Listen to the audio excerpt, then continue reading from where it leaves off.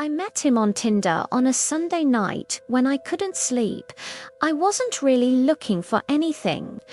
Just scrolling, swiping, killing time the way people do when they don't want to be alone with their thoughts. His profile was normal. One photo, a bio that said, "I like quiet places and long conversations."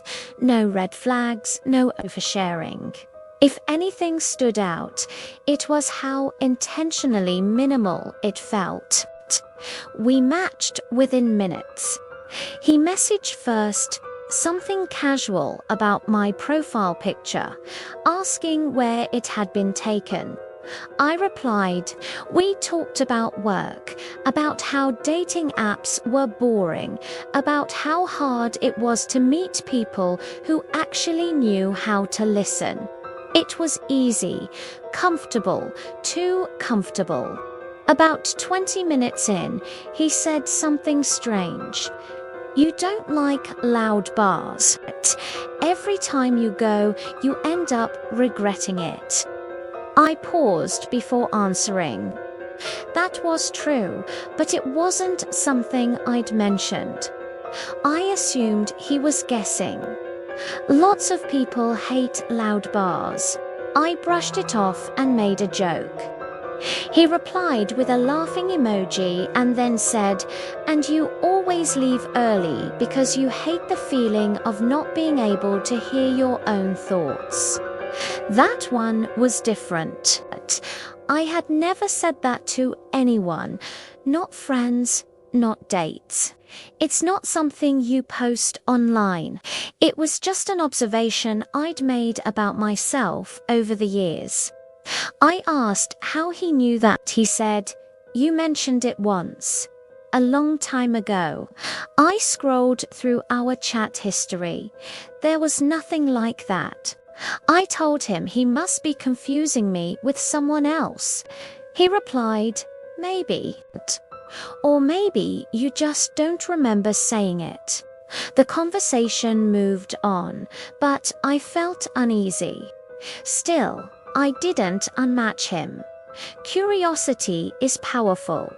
When someone seems to see you, even in an invasive way, it's hard to walk away. We kept talking over the next few days. The more we talked, the more small details came up.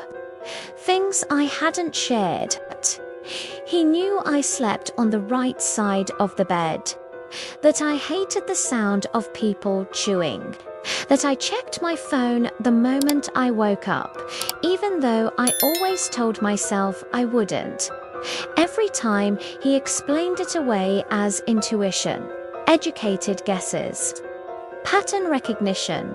I wanted to believe that we agreed to meet on Friday night, a coffee shop near my apartment, public safe. I told a friend where I was going, just in case. I arrived early and sat by the window. He walked in exactly at 7. He looked like his photo, but something was off. Nothing dramatic, just a subtle mismatch, like seeing someone you recognize from a dream. He smiled like we were already familiar. We talked for an hour. It was fine, but normal, even until he said, "You still keep the spare key in the kitchen drawer, right next to the stove." I felt all the blood drained from my face. I asked him to repeat himself. He didn't. He just watched me, studying my reaction. I stood up so fast, the chair scraped loudly against the floor. A few people looked over. I didn't care.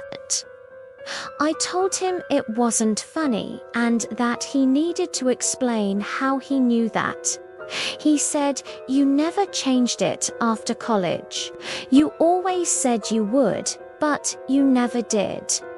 I left without finishing my drink. That night, I checked my apartment 3 times. Locks, windows, closet, Under the bed. Everything was normal. Nothing missing. Nothing disturbed. I blocked him on Tinder. The next morning, I woke up to a message from an unknown number. You forgot to tell me you left early. I changed the locks that same day. A week later, I saw him again. It wasn't planned. It wasn't accidental. I was at the grocery store grabbing coffee when I felt someone standing too close behind me. He leaned in and whispered, "You always buy the same brand." I didn't turn around. I didn't respond. I abandoned my cart and walked straight out. I moved a month later. New place, new routine, new phone number. I stopped using dating apps entirely. Sometimes, late at night, I still wonder how much of my life is visible without me realizing it. How many small habits I assume are private, and how easy it is for a stranger to feel familiar when he already knows who you are.